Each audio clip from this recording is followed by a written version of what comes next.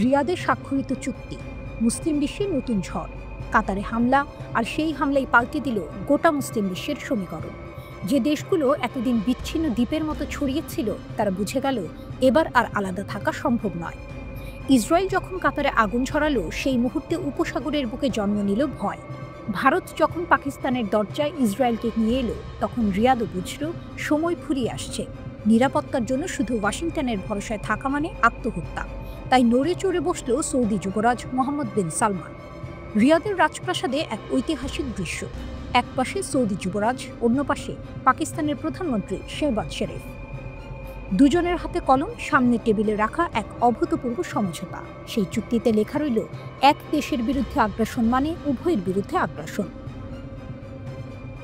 এবার থেকে সৌদি আরব আর পাকিস্তান কেবল বন্ধু নয়, অভিন্ন প্রতিরক্ষা অংশীদার। প্রতীক নয়, বাস্তব। একজন জ্যেষ্ঠ সৌদি কর্মকর্তা ফাইন্যান্সিয়াল টাইমসকে জানালেন, এটি কেবল প্রতীকী নয়, বাস্তবে প্রয়োগযোগ্য চুক্তি। যে কোনো হুমকির জবাব দিতে এখন ব্যবহার হবে সব সামরিক উপায়। কেন এমন তাড়া? উত্তর খুঁজতে গেলে চোখ রাখতে হয় দোহায় ইসরায়েলি ক্ষেপণাস্ত্র হামলার দিকে। সেই হামলা কেবল কাতার নয়, গোটা উপসাগরকে আতঙ্কিত করেছে। রিয়াদ বুঝেছে আর একা দাঁড়িয়ে থাকা যাবে না। সৌদি পাকিস্তানের পুরনো সম্পর্ক নতুন রূপ। পাকিস্তান ও সৌদি আরবের সম্পর্ক নতুন কিছু নয়। একসময় পাকিস্তানের সাবেক সেনাপ্রধান রিয়াদের সন্ত্রাস বিরোধী বাহিনীর প্রধান হিসেবেও কাজ করেছেন। বহুবার ইসলামাবাদকে আর্থিকভাবে সাহায্য করেছে রিয়াদ। এবার সেই পুরনো সম্পর্ক পেল নতুন মাত্রা। শেহবাজ শরীফ হাসিমুখে বললেন, এটি শুধু প্রতিরক্ষার চুক্তি নয়, এটি ভ্রাতৃত্বের প্রমাণ। পাকিস্তানের ভেতর উচ্ছ্বাস। বিশ্লেষকদের মতে এই চুক্তি পাকিস্তানের আন্তর্জাতিক অবস্থান শক্তিশালী করবে। বিশেষ করে সীমান্তে ভারতের সঙ্গে টানটান উত্তেজনার সময় এটি ইসলামাবাদের জন্য বাড়তি ঝাল। ইরানের ছায়া, শক্তির অন্য নাম। কিন্তু এই ছবির ভেতরে লুকিয়ে আছে আরেক গল্প। মধ্যপ্রাচ্যের প্রকৃত শক্তি প্রদর্শন করেছে ইরান। গত জুনে ইসরায়েল হঠাৎ হামলা চালিয়েছিল ইরানের পরমাণু কর্মসূচিতে, কিন্তু ইরান পাল্টা জবাব দিয়েছিল ভয়ঙ্কর ক্ষেপণাস্ত্র বৃষ্টিতে। শুধু ইসরায়েল নয়, আমেরিকার ঘাঁটিও গুঁড়িয়ে দিয়েছিল তারা। শেষ পর্যন্ত বাধ্য হয়ে দুই দখলদার দেশকে যুদ্ধবিরতিতে ফিরতে হয়েছিল। এই স্মৃতি এখনও তাজা। উপসাগরের প্রতিটি প্রাসাদে, প্রতিটি সেনা ঘাঁটিতে ঘুরে বেড়াচ্ছে তেহরানের নাম। সৌদি পাকিস্তানের চুক্তি তাই শুধু ইসরায়েলের বিরুদ্ধে ঝাল নয়, বরং ইরানের শক্তির প্রতিধ্বনিও। এক দখলদারকে রুখে দাঁড়ানোর সাহস দেখিয়েছে ইরান। এবার সেই পথে হাঁটছে রিয়াদ, ইসলামাবাদ। কয়েক বছর আগে সৌদি আরব যখন ওয়াশিংটনের সঙ্গে পারমাণবিক সহযোগিতার চুক্তি নিয়ে কথা বলছিল, তখন গাজায় রক্তপাত থামাতে না পারায় সব আলোচনা থেমে গিয়েছিল। আজ সেই একই রিয়াদ মুখ ফিরিয়েছে পশ্চিম থেকে, হাত বাড়িয়েছে পূর্বের এক মুসলিম শক্তির দিকে। একদিকে ইসরায়েলি আগ্রাসন, অন্যদিকে মার্কিন নীতির টালমাটাল অবস্থা। সব মিলিয়ে রিয়াদ ও ইসলামাবাদের হাত মেলানো হলো এক নতুন অধ্যায়ের সূচনা। সৌদি প্রাসাদের দেয়াল আজ সাক্ষী হলো এক ঘোষণা, আমরা আর একা নই, আমরা একসাথে। কিন্তু আসল প্রশ্ন থেকে যাচ্ছে, এই জোট কি সত্যিই উপসাগরের শান্তি রক্ষা করবে?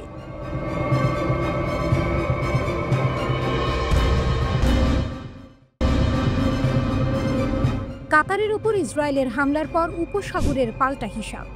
রাত তখনও নামেনি। দোহায় হামাস কর্মকর্তাদের বৈঠক চলছিল নিঃশব্দে। হঠাৎ আকাশ কাঁপিয়ে গর্জে উঠল ড্রোন ও যুদ্ধ বিমান। মুহূর্তেই ভেঙে পড়ল কাতারের আকাশের নিরাপত্তা। 6 জন নিহত, তাদের মধ্যে একজন কাতারের নিরাপত্তা কর্মকর্তা। হামাসের কোনো শীর্ষ নেতা না মরলেও ইতিহাসে নতুন অধ্যায় লিখে ফেলল ইসরায়েল। কারণ এবারই প্রথম তারা উপসাগরীয় সহযোগিতা পরিষদ জিসিসি এর এক সদস্য দেশের মাটিতে সরাসরি হামলা চালালো। কাতার, যে দেশ নিজেকে মধ্যস্থতাকারী ও শান্তির দূত হিসেবে তুলে ধরতে গর্ববোধ করত, সেই দোহায় যুদ্ধের আঁচে দগ্ধ। প্রশ্ন একটাই, এবার জবাব কি হবে?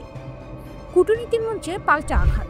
লন্ডনের কিংস কলেজের নিরাপত্তা বিশেষজ্ঞ আন্দ্রেয়াস গ্রিক স্পষ্ট বললেন, কাতারের প্রথম অস্ত্র হবে কূটনীতি ও আইন। জাতিসংঘের নিরাপত্তা পরিষদে নিন্দা প্রস্তাব, আরব লীগে তীব্র নিন্দা, ওআইসিতে যৌথ প্রতিবাদ।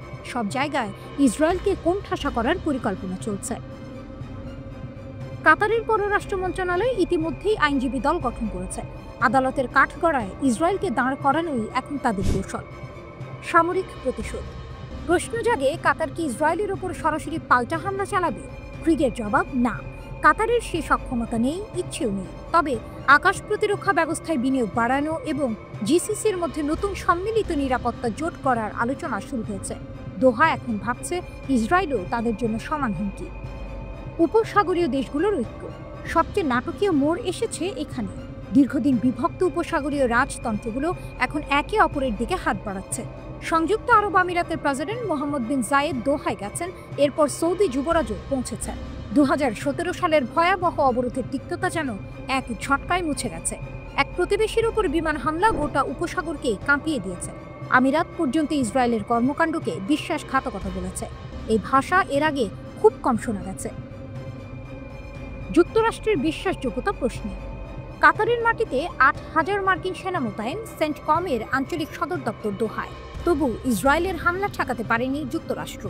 হামলার আগাম সতর্কতাও দেয়নি, বরং কাতার দাবি করছে হামলার 10 মিনিট পরেই সতর্কবার্তা এসেছে ওয়াশিংটন থেকে। এই ঘটনার পর স্বাভাবিকভাবেই প্রশ্ন উঠছে, যার হাতে নিরাপত্তা সুপর্দ সেই যুক্তরাষ্ট্রের ওপর কতটা ভরসা করা যায়? সৌদি আমিরাত আগেই চীনের দিকে ঝুঁকেছে, রাশিয়ার সঙ্গে সম্পর্ক ঘনিষ্ঠ করেছে। এবার কাতারও কি সেই পথে হাঁটবে?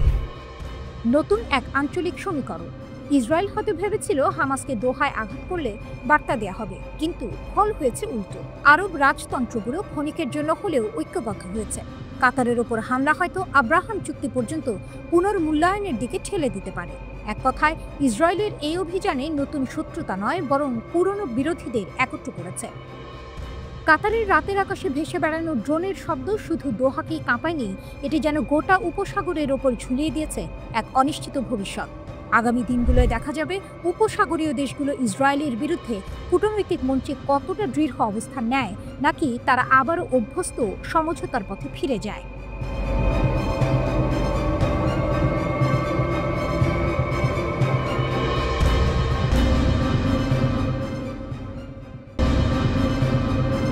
দোহার আকাশে যুদ্ধ বিমান ছুটে গেল, আর তারপরে বিস্ফোরণের তীব্র শব্দে কেঁপে উঠল পুরো নগরী।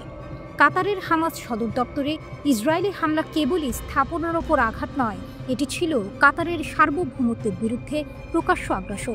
পুরো আন্তর্জাতিক মহল হতভম্ব। এই ঘটনা শুধু কাতারের জন্য নয়, বরং গোটা মুসলিম বিশ্বের জন্য নতুন বিপদের সংকেত। কাতার কি একা থাকবে, নাকি তার পাশে দাঁড়াবে কেউ?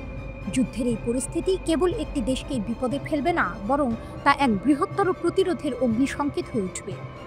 ইরান একটি প্রতিশ্রুতি। তবে এই যুদ্ধে কাতার একা না। ইরানের সেনাপ্রধান general Abdur Rahim Musavi phone করেন কাতারের উপ-প্রধানমন্ত্রী ও প্রতিরক্ষামন্ত্রী সাউদ বিন আব্দুর রহমান আল থানিকে। স্পষ্ট ভাষায় ইরান জানিয়ে দেয় তারা কাতারের পাশে থাকবে শেষ পর্যন্ত। মুসাভি বলেন, ইসরায়েল এমন হামলা করতে পারত না যদি না যুক্তরাষ্ট্র তাদের সবুজ সংকেত দিত। ইরান কাতারকে এক ভাইয়ের মতো সমর্থন জানায়, কারণ তাদের সম্পর্ক সবসময় ভ্রাতৃত্বের উপর ভিত্তি করেছিল।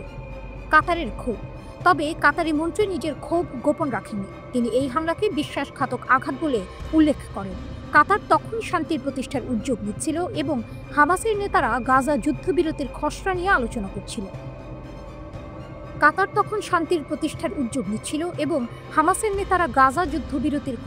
আলোচনা করছিল। কিন্তু ঠিক তখনই ইসরায়েল এই হামলা চালিয়ে কূটনৈতিক আলোচনা ভেঙে দেয়। কাতারি মন্ত্রী আরও বলেন, ইসরায়েল পশ্চিমাদের সমর্থন ছাড়া কখনো টিকে থাকতে পারত না এবং তাদের নিরীহ ফিলিস্তিনিদের হত্যা করার পেছনে পশ্চিমাদের নিঃশর্ত সমর্থনই মূল চালিকা শক্তি। ইরানের প্রতি কৃতজ্ঞতা। কাতারের মন্ত্রী ইরানকে ধন্যবাদ জানান। তিনি বলেন, ইরান সবসময় আমাদের পাশে ছিল, কঠিন সময়েও তেহরান আমাদের সাহায্য করেছে। কাতার আশা করে এবার শুধু সমর্থন নয়, বরং এক বাস্তবসম্মত সমাধানের জন্য দুই দেশ একত্রে কাজ করবে। দুই দেশের সম্পর্ক এখন গুরুত্বপূর্ণ হয়ে দাঁড়িয়েছে এবং তারা দ্রুত বৈঠকে বসে সমাধান বের করার আশা করছে। আসন্ন সম্মেলন। এদিকে বিশ্ব দেখছে কাতারে ইসরায়েলের হামলার পর আরব দেশগুলো কী পদক্ষেপ নেয়। কাতারি প্রতিনিধিরা আশা করছেন আসন্ন OIC সম্মেলনে মুসলিম দেশগুলো কার্যকর পদক্ষেপ নেবে। তারা বিশ্বাস করেন এই সম্মেলন শুধু কথার মধ্যে সীমাবদ্ধ থাকবে না, বরং বাস্তবে তার প্রভাব পড়বে, আর সবচেয়ে বেশি প্রভাব ফেলবে ইসরায়েলের উপর।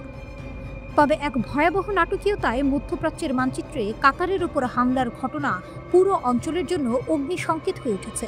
ইরান তাদের বন্ধুকে একা ফেলবে না, আর কাতারও বুঝতে পারছে যে তাদের সংগ্রাম এখন শুধুমাত্র নিজেদের নয়, বরং মুসলিম বিশ্বের প্রতিরোধের প্রতীক হয়ে উঠেছে। মধ্যপ্রাচ্যের এই নতুন অগ্নিপরীক্ষায় কাতারের সামনে শুধু একটি যুদ্ধ নয়, বরং তাদের পাশে দাঁড়ানোর জন্য গোটা মুসলিম বিশ্বের সহযোগিতা এবং প্রতিরোধের শক্তি জেগে উঠছে।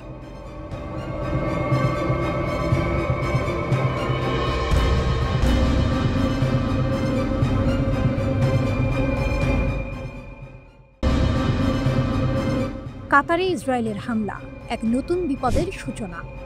পৃথিবীতে যদি কোনো দেশ মনে করত যে ইসরায়েল কখনো তাদের উপর হামলা করবে না, তাহলে তা ছিল কাতার। কাতার ছোট্ট একটি দেশ, ইসরায়েলের জন্য হুমকি নয়। যুক্তরাষ্ট্রের ঘনিষ্ঠ মিত্র এবং এখানে যুক্তরাষ্ট্রের সবচেয়ে বড় সামরিক ঘাঁটি, এগুলো বিশ্লেষকরা বলতেন। তবে সবাইকে হতবাক করে দিয়ে ইসরায়েল হামলা করল কাতারের উপর। কাতারের উপরে হামলা শুধু একটি দেশকেই বিপদে ফেলল না, বরং একটি বৃহত্তর সংকটের জন্ম দিল। আন্তর্জাতিক মহল কি এবার নীরবে থাকবে? কাতারের প্রতিক্রিয়া। কাতার ক্ষুব্ধ হয়ে জরুরি আরব ইসলামিক সম্মেলন আহ্বান করেছে। কাতারের প্রধানমন্ত্রী বলেছেন, আমরা আশা করি সম্মেলনটি অর্থপূর্ণ হবে এবং ইসরায়েলকে এই আগ্রাসন থেকে বিরত রাখতে কার্যকর পদক্ষেপ নেবে। কাতার শুধু প্রতিরোধ করবে না, বরং সম্মেলনেই ঠিক করবে ইসরায়েলের বিরুদ্ধে কী পদক্ষেপ নেওয়া যায়। আন্তর্জাতিক প্রতিক্রিয়া। এদিকে আন্তর্জাতিক মহল থেকে নিন্দা ও প্রতিবাদ শুরু হয়েছে। জাতিসংঘ নিরাপত্তা পরিষদও ইসরায়েলের হামলার বিরুদ্ধে এক বিবৃতি দিয়েছে। এক জরুরি বৈঠকে 15 সদস্য রাষ্ট্রই কাতারের সাথে সংহতি প্রকাশ করেছে এবং পরিস্থিতি প্রশমনের আহ্বান জানিয়েছে। এমনকি যুক্তরাষ্ট্র এই বিবৃতির সাথে একাত্ম হয়েছে, যা অনেকটা অবিশ্বাস্য মনে হতে পারে, কারণ যুক্তরাষ্ট্র প্রায়ই ইসরায়েলকে সমর্থন করে এসেছে। সৌদির সতর্কতা। সৌদি আরবও এই হামলা নিয়ে গভীর উদ্বেগ প্রকাশ করেছে। তারা সতর্ক করেছে, এই হামলার কারণে মধ্যপ্রাচ্য পরিস্থিতি আরও খারাপ হতে পারে। সৌদি আরব কাতারের প্রতি পূর্ণ সমর্থন জানিয়েছে এবং কাতারের সার্বভৌমত্ব রক্ষায় যে কোনো পদক্ষেপে সাহায্য করার প্রতিশ্রুতি দিয়েছে। ইসরায়েলের দাবি। তবে ইসরায়েলের প্রধানমন্ত্রী বেনিয়ামিন নেতানিয়াহু হামলা নিয়ে কোনো অনুশোচনা প্রকাশ করেননি। তিনি বলেছেন, হয় সন্ত্রাসীদের দেশ থেকে তাড়াতে হবে, নয়তো তাদের বিচারের আওতায় আনতে হবে। তবে প্রশ্ন, এই হামলা কি কাতার ও তার মিত্রদের জন্য নতুন বিপদের সংকেত? যদি ইসরায়েল এমন একটি দেশেও হামলা করতে পারে যেখানে যুক্তরাষ্ট্রের সামরিক ঘাঁটি রয়েছে, তবে পরবর্তী টার্গেট কোথায়? কাতারের ওপর হামলা শুধুমাত্র একটি দেশকেই নয়, বরং পুরো অঞ্চলের নিরাপত্তা ও শান্তির পক্ষে বড় ধরনের হুমকি হয়ে দাঁড়িয়েছে। কাতার জানিয়ে দিয়েছে তারা একা নয়।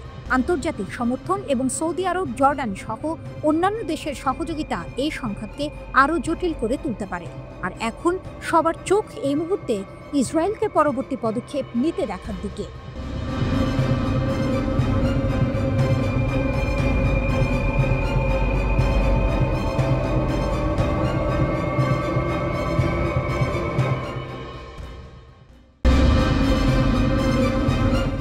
তেহরানের বার্তা, সামরিক শক্তি নয়, ঐক্যই প্রতিরোধের পথ। একটা আঁচ, একটা বিদ্যুৎ চমক। মনে হচ্ছিল যুদ্ধ শেষ, কিন্তু আসল খেলা এখনো বাকি। ইসরায়েল ভেবেছিল ইরানকে কোণঠাসা করেছে, কিন্তু না, তেহরান তৈরি করে ফেলেছে নতুন নকশা, প্রতিরোধের নকশা। সামরিক শক্তির জবাব। ইরানের পররাষ্ট্রমন্ত্রী আব্বাস আরাগচি এক সুরে জানালেন, ইসরায়েল কখনো সামরিক শক্তি দিয়ে তেহরানকে ঠেকাতে পারবে না। এই লড়াইয়ের সমাধান একটাই, ন্যায্য কূটনীতি। তার ভাষায়, ইসরায়েল কৌশলগত ভুল করেছে। সাম্প্রতিক হামলায় তারা যে আগুন জ্বালিয়েছে তার আঁচে নিজেরাই পুড়ছে। ভেঙে পড়েছে অত্যাধুনিক প্রতিরক্ষা ব্যবস্থা, ক্ষতিগ্রস্ত হয়েছে সামরিক ঘাঁটি, ধসে গেছে জ্বালানি স্থাপনা। ইসরায়েল যা ভেবেছিল জয়, তাই পরিণত হয়েছে মাশুলে। নতুন খেলার মঞ্চ। যুদ্ধ শেষ হলেও ষড়যন্ত্র থেমেনি। ইসরায়েল এখনও চেষ্টা করছে ইরানকে ঘিরে ধরতে, কিন্তু তেহরান এবার একা নয়, মাঠে নেমেছে মুসলিম বিশ্বের ঐক্য গড়তে। আন্তর্জাতিক ইসলামী ঐক্য সম্মেলন বসেছে তেহরানে। সেখানে একে একে মুসলিম দেশগুলোর প্রতিনিধিদের সাথে বসেছেন আরাগচি। তার স্পষ্ট বার্তা, যুক্তরাষ্ট্র ও তার মিত্ররা বুঝে গেছে ইরানকে সামরিক পথে হারানো যাবে না, আলোচনার পথই একমাত্র সমাধান। তাসনিম নিউজ নিশ্চিত করেছেন 9 সেপ্টেম্বর এই বৈঠকের খবর। টুইস্ট, গাজার আগুন। কিন্তু এখানেই মোড় ঘুরল, কারণ আরাগচির কণ্ঠে শুধু কূটনীতির ভাষা নয়, উঠে এলো ক্ষোভ। তিনি বললেন, গাজায় ইসরায়েলের আগ্রাসন এমন পর্যায়ে পৌঁছেছে যা কল্পনার বাইরে। সহনশীলতার সীমা তার অতিক্রম করেছে। মনক্ষুণ্ণ কূটনীতিক স্পষ্ট করে দিলেন, মুসলিম বিশ্বের নীরবতা ভয়ঙ্কর।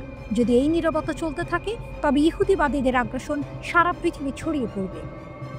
ভাবুন তো, একদিকে ধ্বংসস্তূপে গাজার শিশুদের কান্না, অন্যদিকে তেহরানের কূটনৈতিক মঞ্চে জেগে ওঠা ঐক্যের ডাক।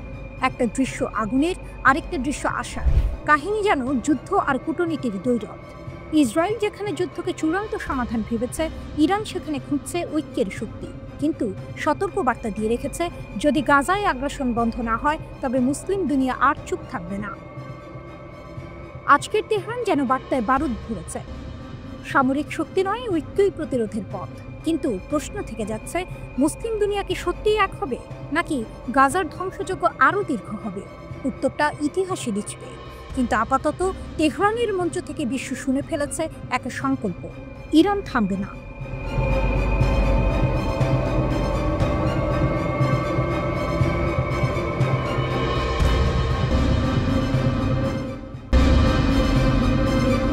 একটা থমথমে বাতাস, চোখ সব মুখে তাকিয়ে আছে এক ব্যক্তির দিকে। সেখানে বসে আছেন ইরানের সর্বোচ্চ ধর্মীয় নেতা আয়াতুল্লাহ আলী খামেনি। তার কণ্ঠ যেন ইহুদিবাদীদের উদ্দেশ্যে ছোড়া এক একটি মিসাইলের আঘাত। দৃঢ়তার নকশা। খামেনি শান্ত কিন্তু দৃঢ়। পশ্চিমাদের হুমকি, যুক্তরাষ্ট্রের চাপ সবই সহ্য করেছেন, কিন্তু মাথা নত করেননি। এবার বার্তা স্পষ্ট, এ এক রাজনৈতিক ও মানবিক ঘোষণা। গাজা উপত্যকায় নিরীহ ফিলিস্তিনিদের ওপর ইসরায়েলের নৃশংসতা যখন বিশ্বকে স্তব্ধ করেছে, খামেনির কণ্ঠে ছিল বজ্রের মতো গর্জন।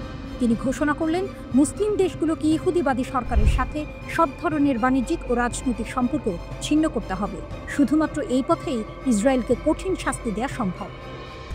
থমথমে পরিস্থিতি। তেহরানের সরকারি ভবনে চোখ, মন, হৃদয় সব মিশে আছে এক ব্যক্তির দিকে। ইরানের প্রেসিডেন্ট মাসুদ পেজেশকিয়ান, অন্যান্য মন্ত্রীরা মনোযোগ দিয়ে শুনছেন। খামেনি বলেন, কেবল বৈশ্বিক কূটনীতিতেই সীমাবদ্ধ থাকা যায় না, দেশের অভ্যন্তরীণ চ্যালেঞ্জকেও সামনে আনতে হবে। তার ভাষায়, ইরানের শক্তি শুধু অস্ত্র বা সামরিক বাহিনীতে সীমাবদ্ধ নয়। জনগণই দেশের মূল শক্তি। মানুষের আশা, আকাঙ্ক্ষা, মনোবল এসবই জাতির আসল শক্তি। ভয়ঙ্কর সতর্কবার্তা। আমরা এমন এক পরিস্থিতির মুখোমুখি যেটি সরাসরি যুদ্ধ বলা যাবে না, আবার পুরোপুরি শান্তিও নয়, বলেছেন খামেনি। স্থবিরতার এই মুহূর্ত যেন জাতির মনোবল ভেঙে না দেয়। প্রতিটি মুহূর্ত কাজে লাগাতে হবে, পরিকল্পনা করতে হবে, এগোতে হবে। এছাড়া খামেনি ইঙ্গিত দিয়েছেন, ইরানের কৌশল শুধু প্রতিরক্ষা নয়, এগোতে হবে আক্রমণাত্মক কূটনীতির পথে। আন্তর্জাতিক চাপ, গাজার রক্তাক্ত বাস্তবতা, মুসলিম বিশ্বের নীরবতা সব মিলিয়ে কঠিন সময় চলছে। একটা ঘর যেখানে পুরো দেশের আশা বসে আছে। একজন ব্যক্তি কথা বলছেন আর সারা বিশ্বের চোখ তাকিয়ে আছে। শব্দগুলো যেন শুধু শুনতে নয়, অনুভব করতে হয়। প্রতিটি বাক্য যেন মিসাইলের মতো আঘাত, প্রতিটি সুর যেন বজ্রপাত।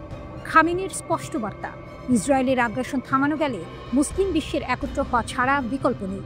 সবার সামনে এই আহ্বান যেন এক মহাকাব্যিক যুদ্ধের প্রস্তুতি। তবে থেমে নেই নাটক। ইরানের কণ্ঠ বজ্রের মতো গর্জন করছে, কিন্তু কার্যক্রম কঠোর বাস্তবতার সাথে চলতে হবে। মুসলিম দেশগুলোকে ঐক্যবদ্ধ করতে হবে, কূটনীতি ও জনমানবিক শক্তি মিলিয়ে ইসরায়েলকে ঠেকাতে হবে। এ যেন শুধুই যুদ্ধের বার্তা নয়, এটি মানবতার, প্রত্যাশার এবং প্রতিরোধের এক অনন্য দৃষ্টান্ত। খামেনির কণ্ঠ থেকে যেন পুরো তেহরান কম্পিত। এখন প্রশ্ন, এই প্রতিধ্বনি বিশ্বে কতটা প্রতিফলিত হবে? ইসরায়েল কি থামবে, নাকি খামেনির আহ্বান মুসলিম বিশ্বের ঐক্যকে আরও দৃঢ় করবে? উত্তরটা সময়ই দেখাবে।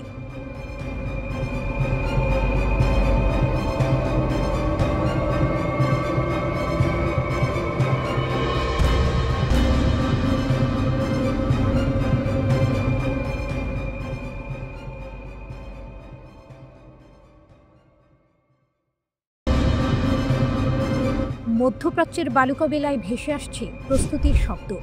আর এই শব্দের মাঝে একটি নতুন বার্তা ভেসে উঠছে, যে অন্যায়ের পথে চলে তার জন্য কোনো জায়গা নেই।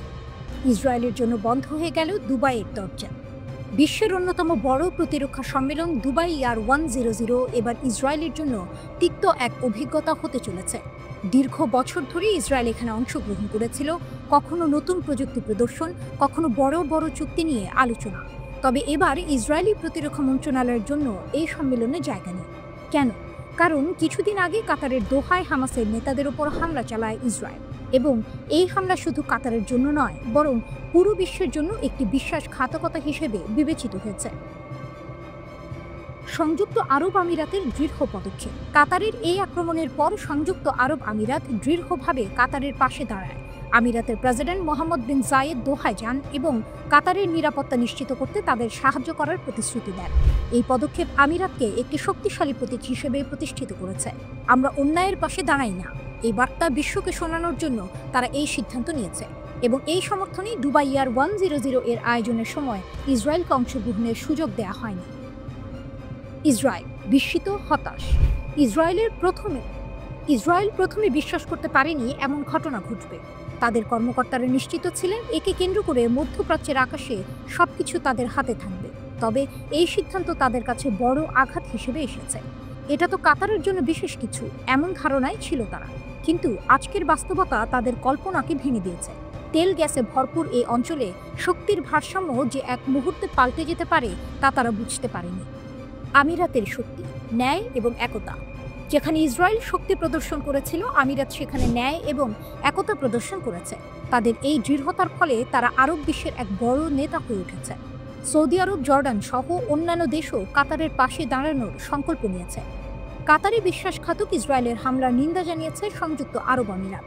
দেশটির সিনিয়র কূটনৈতিক উপদেষ্টা আনোয়ার গার্গাস বলেছেন যে সংযুক্ত আরব আমিরাত আমাদের ভাই কাতারের সাথে আন্তরিকভাবে দাঁড়িয়েছে।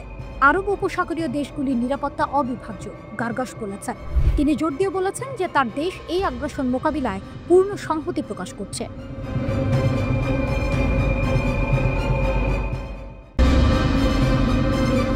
ইয়েমেনের বজ্রাঘাত, আল কুদসে হুথিদের হাইপারসনিক প্রতিশোধ। একটা আগুন, একটা বজ্র, তারপর কেঁপে উঠল ইসরায়েলের দখলকৃত ভূমি।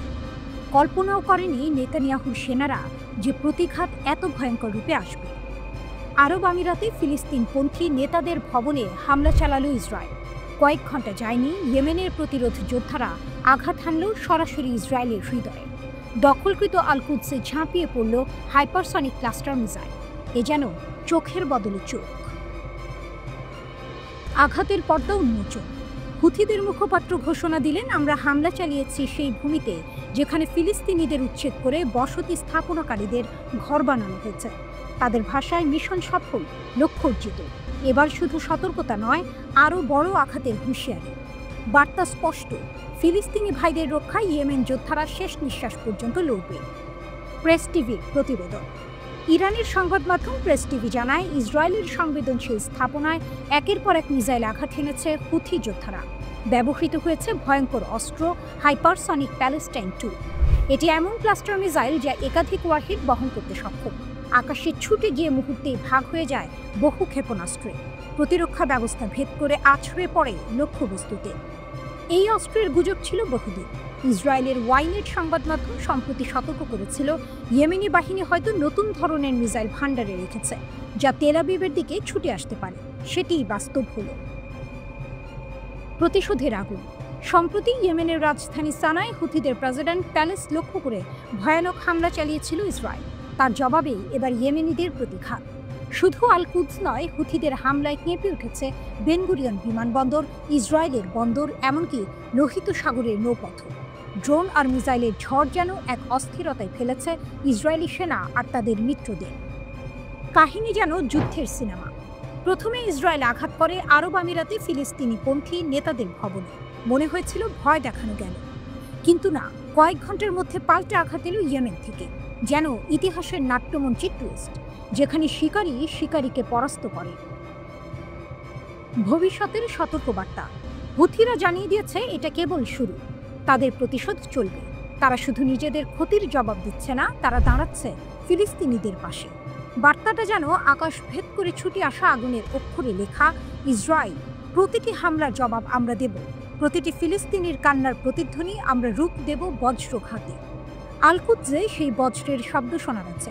এখন প্রশ্ন, পরবর্তী বজ্রপাত কোথায় নামবে? ইসরায়েল কি তা ঠেকাতে পারবে, নাকি প্রতিরোধের আগুন আরও ছড়িয়ে পড়বে গোটা অঞ্চলে?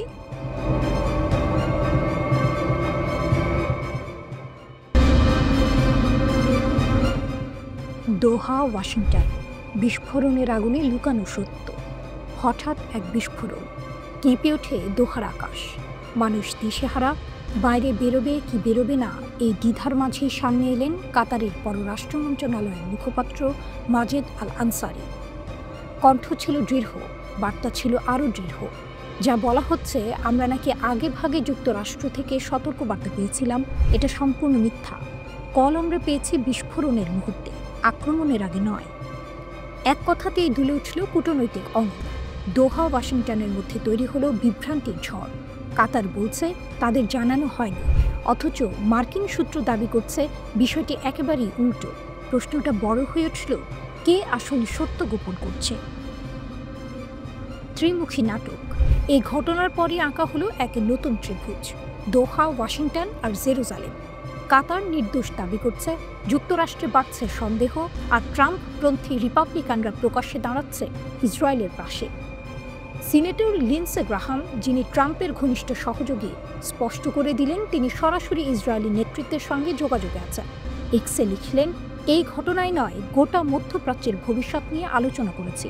কথা হয়েছে ইসরায়েলের কৌশলগত মন্ত্রীর সঙ্গে, এমনকি নেতানিয়াহুর সঙ্গেও। আরও বললেন, ইসরায়েলের জন্য ট্রাম্পের সমর্থন ছিল ঐতিহাসিক, তুলনাহীন, প্রশংসনীয়। এই বার্তাই প্রমাণ করল ওয়াশিংটনে এখনও ট্রাম্প ইস্যুই ইসরায়েল প্রশ্নে সর্বশক্তিমান ছায়া। সাবেক কর্মকর্তার বিস্ফোরক প্রশ্ন। কিন্তু এ পর্যন্তই নয়। অ্যাডাম ক্লেমেন্স, সাবেক মার্কিন কর্মকর্তা, আল জাজিরাকে দেয়া সাক্ষাৎকারে ওয়াশিংটনের ভূমিকায় সরাসরি প্রশ্ন তুললেন। তিনি বললেন, যদি সত্যিই যুক্তরাষ্ট্র আগে থেকে জানত, তাহলে সেখানকার কূটনীতিক বা সেনাদের নিরাপদে সরানোর ব্যবস্থা হতো, কিন্তু কিছুই করা হয়নি। তারপর ছুড়ে দিলেন আরও বড় প্রশ্ন, আসলে কে কাকে চালাচ্ছে? যুক্তরাষ্ট্র ইসরায়েলকে, নাকি উল্টো ইসরায়েলই যুক্তরাষ্ট্রকে? এই কথাতেই যেন কূটনৈতিক নাটকের মোড় ঘুরল। জাতিসংঘে কাতারের হুঙ্কার। ঘটনার কয়েক ঘন্টার মধ্যেই জাতিসংঘে দাঁড়ালেন কাতারের স্থায়ী প্রতিনিধি শেখা আলী আহমেদ বিন সাইফ আল থানি। তিনি ঘোষণা দিলেন, এটা আমাদের জাতীয় নিরাপত্তার উপর সরাসরি আঘাত। আমরা এই অপমান মেনে নেব না।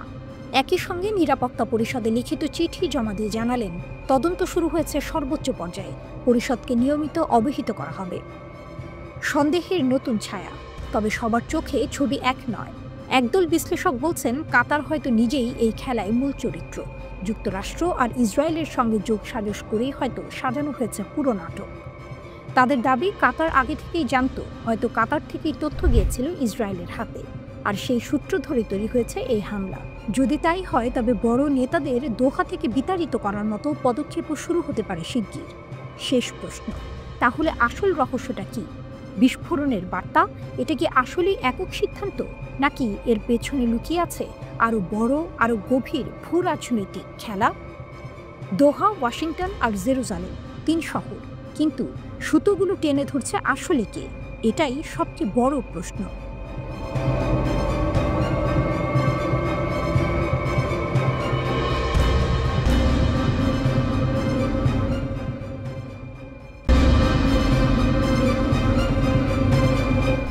বিশ্ব রাজনীতির মঞ্চে এক অনন্য ঘটনা ঘটছে।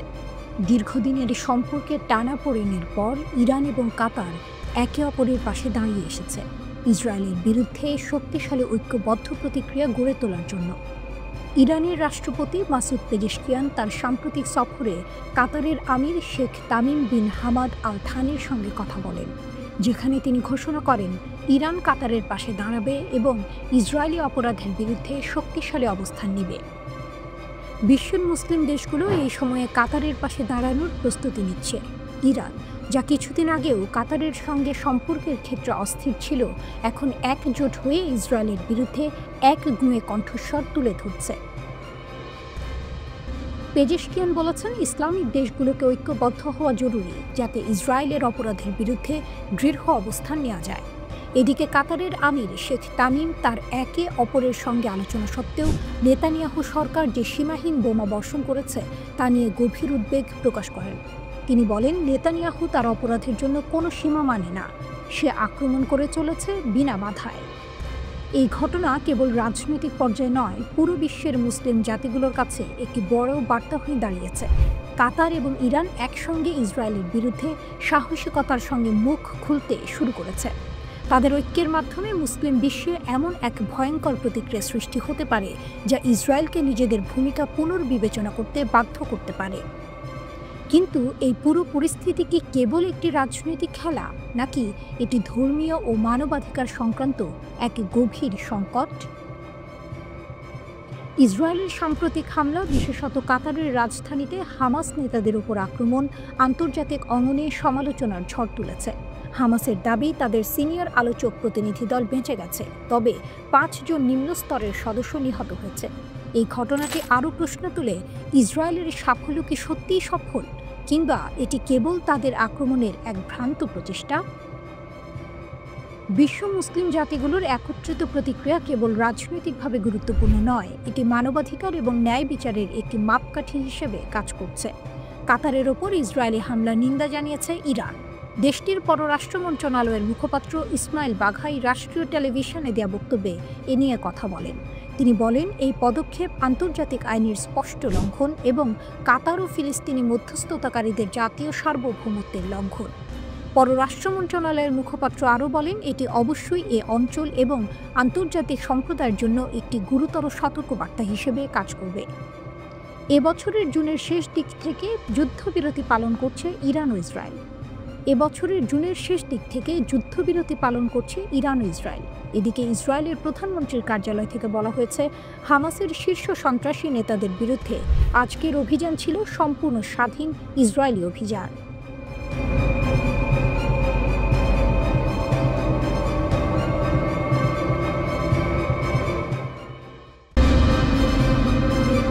দোহায় বিস্ফোরণ, কাতারের বিশ্বাসভঙ্গ। আমেরিকা ইসরায়েল সম্পর্কে নতুন প্রশ্ন। মধ্যপ্রাচ্যের আকাশে এক বিস্ময়কর নাটক। মুসলিম দেশ হয়েও কাতার দীর্ঘদিন ধরে ছিল আমেরিকা ও ইসরায়েলের এক বড় আশীর্বাদ। তেল আবিব আর ওয়াশিংটনের সাথে এক অলিখিত বোঝাপড়া তৈরি হয়েছিল তাদের। ইরানের ক্রমবর্ধমান প্রভাবের বিরুদ্ধে প্রতিষেধক হিসেবে কাজ করত দোহা। পাশাপাশি আমেরিকার সবচেয়ে বিশ্বস্ত হাতিয়ার হয়ে মধ্যপ্রাচ্যে খবরদারি চালাত ঠিক কাতারের মাটিতে। কিন্তু এবার যেন কাহিনী মোড় নিল অচেনা দিকে। ইসরায়েলের বিমান হামলার ঝড় এসে পড়েছে দোহার বুকে, আর সেই আগুনে নীরবে সায় দিয়েছে আমেরিকা।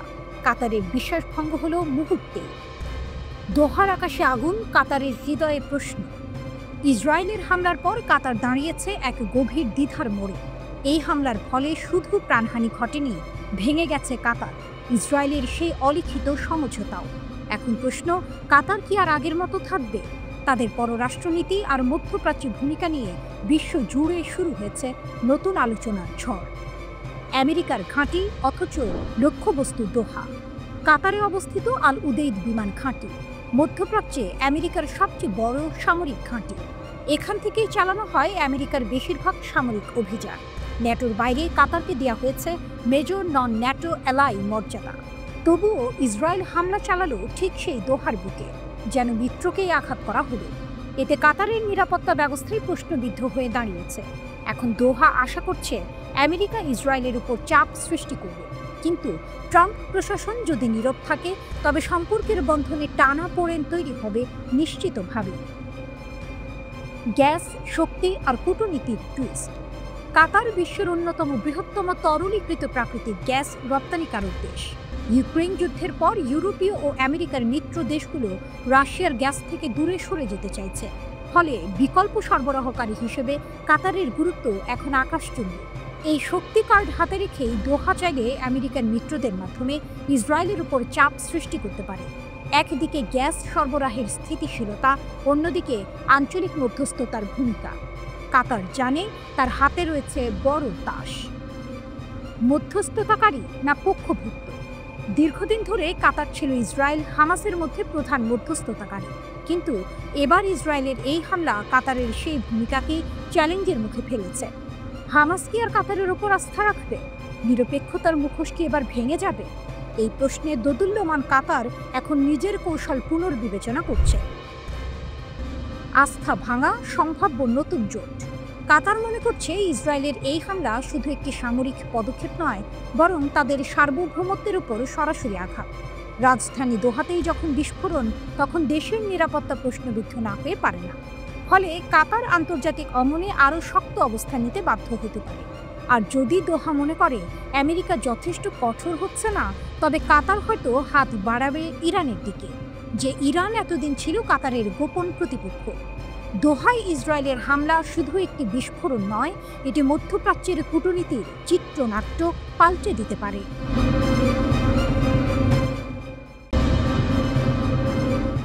কাতারের পর এবার কার পালা? কি অপেক্ষা করছে তুরস্ক, মিশর বা ইরাকের মতো দেশগুলোর জন্য?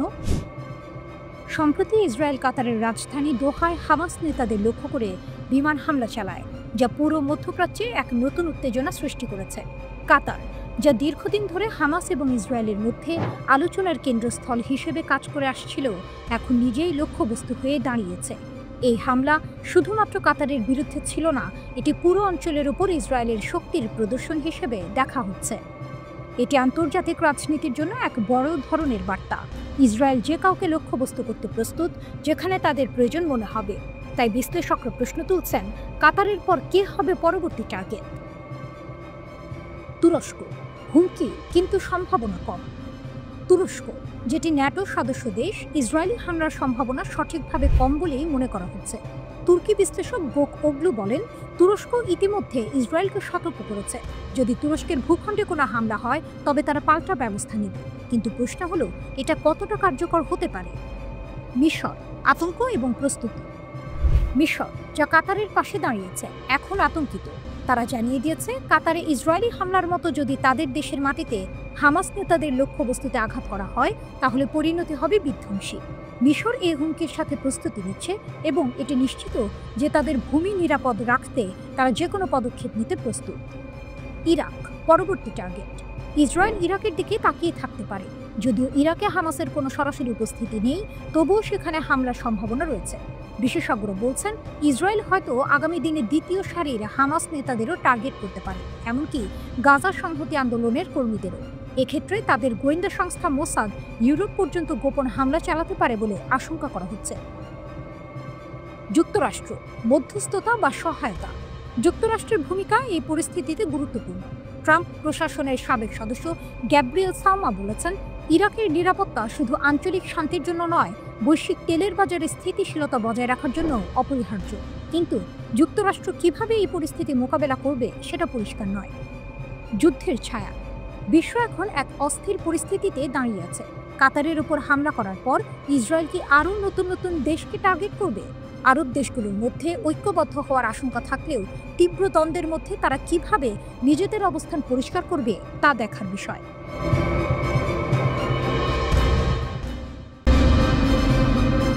৭২ ঘন্টায় ৬ দেশে ইসরায়েলের আক্রমণ। ইসরায়েলের আগুনে জ্বলে উঠল মধ্যপ্রাচ্য ও আফ্রিকা। মাত্র ৭২ ঘন্টা। এই অল্প সময়েই ইসরায়েল তার আগুন ছড়িয়ে দিয়েছে মধ্যপ্রাচ্য ও উত্তর আফ্রিকার ৬টি দেশে। কেউ ভাবেনি দোহায় শান্ত কাতারের বুকে হঠাৎ করেই নামবে আগুনের বৃষ্টি। ৯ সেপ্টেম্বর, কাতারের রাজধানী। যুক্তরাষ্ট্রের প্রস্তাবিত যুদ্ধবিরতি নিয়ে আলোচনা করতে বসেছিলেন হামাসের নেতারা। সেই বৈঠকের মাঝেই আকাশ চিরে নেমে আসে ইসরায়েলের বিমান হামলা। মুহূর্তেই আগুন, ধোঁয়া আর মৃত্যু। নিহত অন্তত ৬ জন। তাদের মধ্যে আছেন হামাসের শীর্ষ নেতা খলিল আল হায়ার ছেলে, তার কার্যালয়ের পরিচালক, ৩ দেহরক্ষী এবং এক কাতারি নিরাপত্তা কর্মী। তবে নেতারা অল্পের জন্য বেঁচে যান। কালো ধোঁয়ার ঢেউ ছুঁয়ে যায় ওয়েস্ট বেলাগুন এলাকা, যেখানে দূতাবাস, স্কুল আর আবাসিক ভবন। আর মাত্র ৩৫ কিলোমিটার দূরে মার্কিন সেন্টিকম ঘাঁটি, যা নিঃশব্দে সাক্ষী থাকে আগুনের এই খেলা। গাজায় মৃত্যু, অনাহারে কাঁপছে মানুষ। একই সময়ে গাজার আকাশও ছিন্ন ভিন্ন। ৮ ও ৯ সেপ্টেম্বর মাত্র ২ দিনে নিহত হন ১৫০ জনের বেশি ফিলিস্তিনি, আহত ৫৪০ জনেরও বেশি। ট্র্যাজেডির গভীরতম দৃশ্য, ত্রাণ আনতে গিয়ে ১৪ জন নিহত, অনাহারে মরে যায় ৬ জন।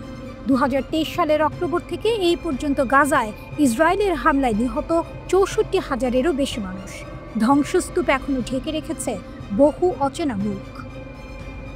লেবাননে যুদ্ধবিরতির কফিন। গত নভেম্বরে করা যুদ্ধবিরতি চুক্তি যেন কাগজে লেখা ইতিহাস। ৮ সেপ্টেম্বর দুপুরে ইসরায়েলি যুদ্ধবিমান বোমা বর্ষণ করে লেবাননের বেকা ও হারমেল এলাকায়। নিহত অন্তত ৫ জন। ইসরায়েলের দাবি, হিজবুল্লাহর অস্ত্র ভাণ্ডার টার্গেট। কিন্তু সেখানেই থামেনি তারা।